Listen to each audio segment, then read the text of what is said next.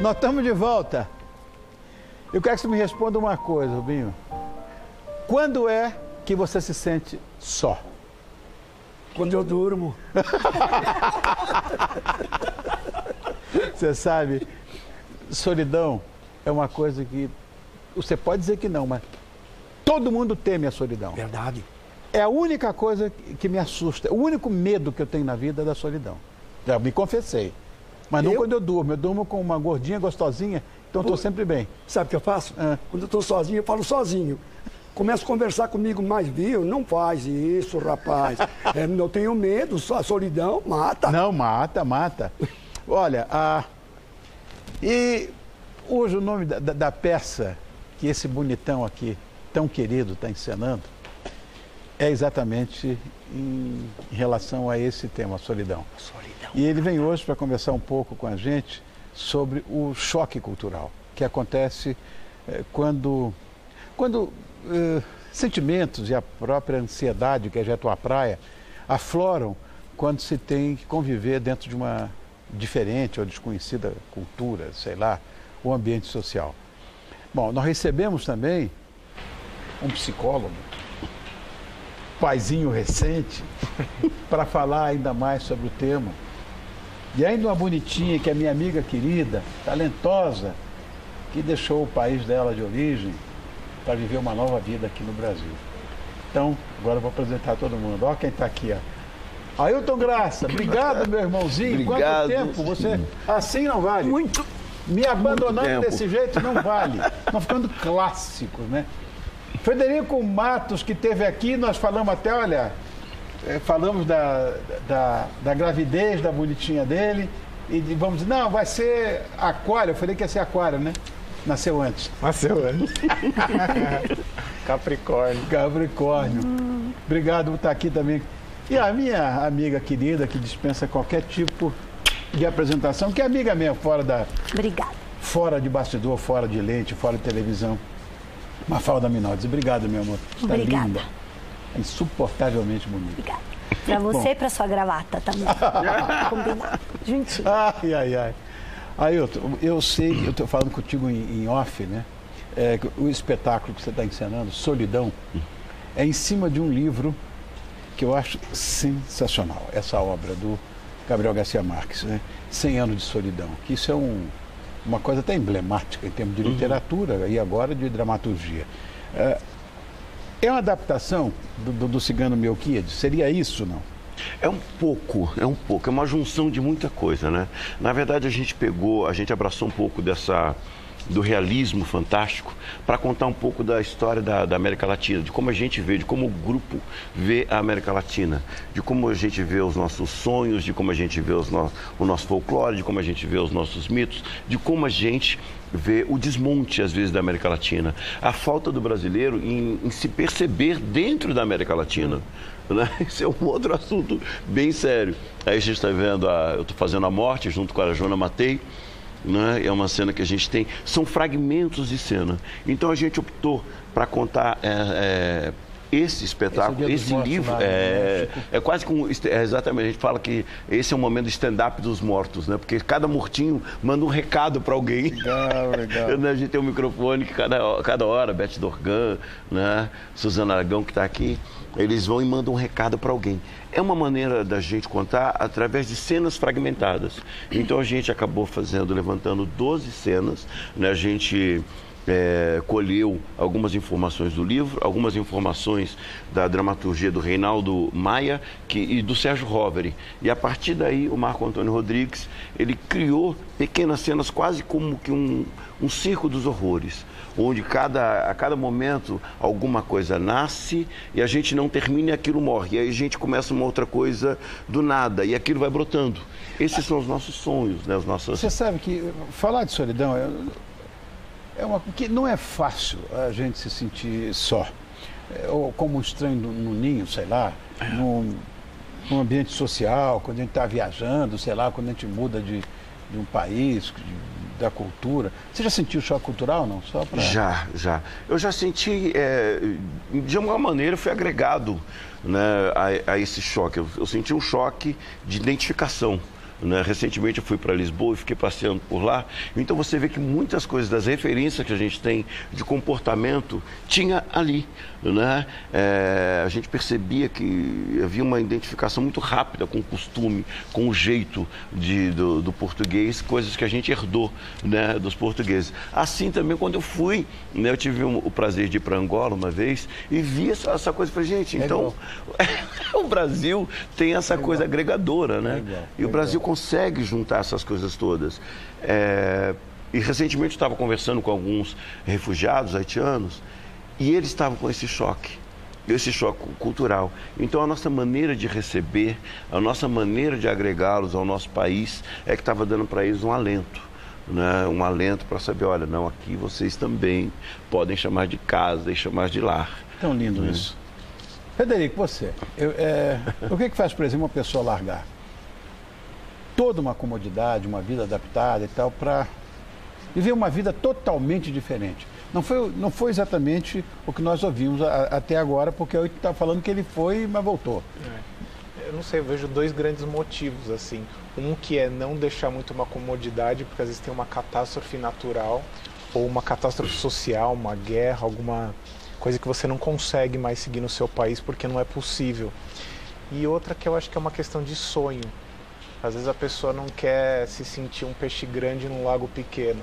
Ela quer se sentir um peixe grande num lago grande. Então, ela se submete a ser um peixe pequeno num lago grande para ela ir se mostrando, crescendo e trazendo um brilho numa realidade que talvez ela sinta que é maior do que a terra natal dela, né? Do que o espaço que ela vivia. Então, tá boa essa analogia, do peixe, também gostei. Eu gostei da questão do sonho, né? Que ele propõe claro. Um sonho. Esse sonho alavanca, né? Olha, essa bonitinha aqui que vem de uma região que é a referência da civilização, todos nós somos latinos, né? E ela está há tempos longe da Itália. Ela vai e vem, mas ela saiu de lá e a vida dela começou a se dividir entre Nova York e Brasil. Agora, para se adaptar, Mafalda, não deve ter sido uma coisa simples. Ou foi? É porque você é artista, talvez seja mais fácil. Essa já é uma parte de uma resposta. Depende muito o que você está deixando. Filha única, em uma Itália extremamente machista, uma família extremamente fechada, aonde ser mulher significa assumir um papel de mãe, de esposa, na maioria dos casos, principalmente do vilarejo onde eu saí.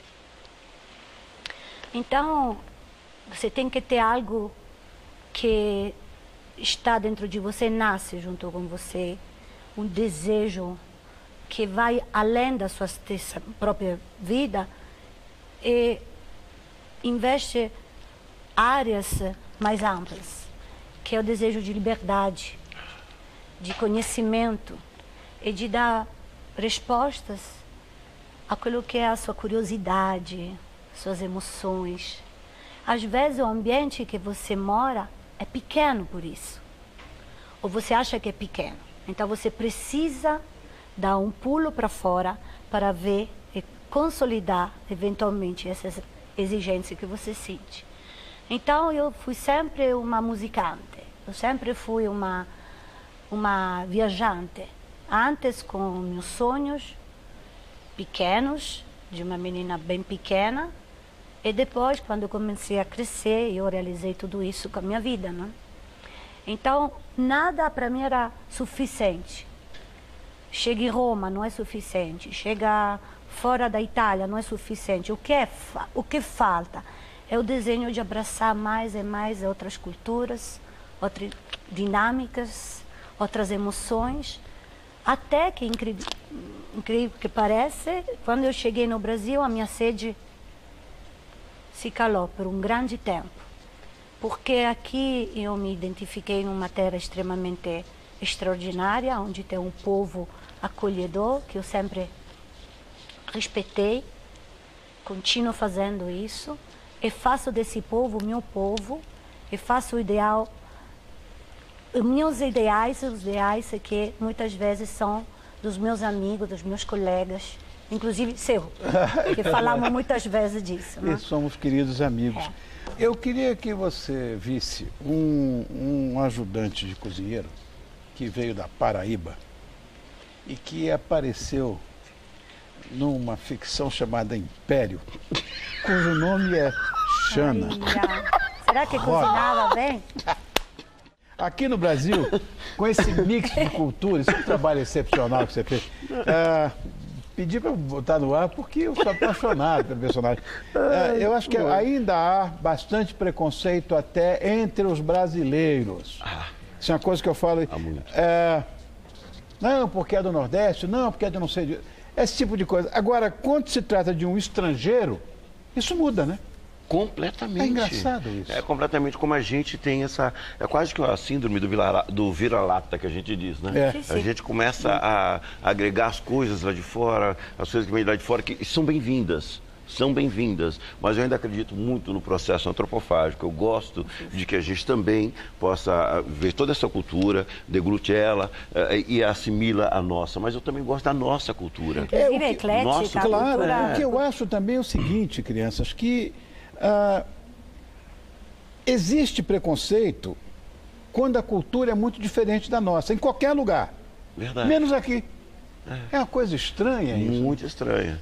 E a nossa cultura é tão vasta, é tão bonita. Você falou aí do rapaz que veio da Paraíba, é muito engraçado porque esse é o Brasil, né? Claro. O Brasil é formado por essa mistura de sotaques, por essa mistura. E são distâncias assim gigantes, que no sul é um tipo de jeito de falar, no Nordeste é outro. Mas há uma grande contribuição para a formação e a identidade do povo brasileiro através dessa junção. É verdade. É uma forma também para exorcizar também a solidão. Falar com o Frederico, que o Frederico não fala, até agora não fala. Quando a pessoa toma essa atitude, por exemplo, de partir para como fez a Mafalda, e de repente se arrepende, vamos dizer, de ter mudado de país, aí não tem jeito. Como é que vai se desfazer tão rapidamente de uma decisão dessa? Eu fico com a sensação que a pessoa precisa desenvolver, precisa sustentar o olhar de turista um pouco. Ela precisa continuar olhando para as coisas que ela ainda não descobriu, explorando os espaços, explorando a vida emocional dela, porque ela vai estar lidando com a solidão, que às vezes é mais do que você ter ou não ter companhia. Às vezes é uma solidão que você não encontra a ressonância das outras pessoas. Você fala amor e o outro entende amor de um outro jeito. Você fala amizade e amizade pro... A gente vê aqui no Brasil como cada estado vê a amizade de um jeito. Às vezes a amizade é um grude, o outro a amizade é mais separado. Cada lugar do mundo vê a amizade de um jeito específico. Então a mesma palavra tem sentidos diferentes e isso provoca solidão também. Então você aprender um pouco com o universo do outro, explorar uma parte da sua personalidade que você não, de repente, exploraria na sua terra, é um cultivo que faz você, por exemplo, suportar o fato de você não estar mais na sua terra natal. E é uma coisa maluca, porque quem imigra fica sempre com a sensação de que não pertence mais a lugar nenhum. Eu às vezes brinco que a pessoa tem um jet lag existencial. Ela vai para um lugar e ela parece que o fuso horário emocional dela muda, mas quando ela volta, ela já está tão transformada daquela ida, que quando ela volta, ela já também não é mais aquilo que foi. Isso aconteceu muito comigo. Deu um pulo, Rony, no momento que eu decidi, não, eu quero mesmo abraçar essa cultura. Porque, ok, eu sou italiana, claro que os italianos influenciaram muito também a cultura brasileira em senso geral, né? Na culinária. Você está numa cidade italiana. Você está numa cidade italiana. Também no Roraima, assim como em Porto Alegre, em geral, quando chego e falo, eu sou italiana, só recebo abraços, não tanto por mim, pela minha música, quanto pelo fato de representar uma população de gente que tem uma forte identidade aqui com o povo brasileiro. É uma história fantástica de imigração, mais de quantos anos, Rony? 150 anos de imigração já não estamos falando. Tem mais do que isso, então já fazemos parte mesmo, os italianos já faz parte da história também do povo brasileiro.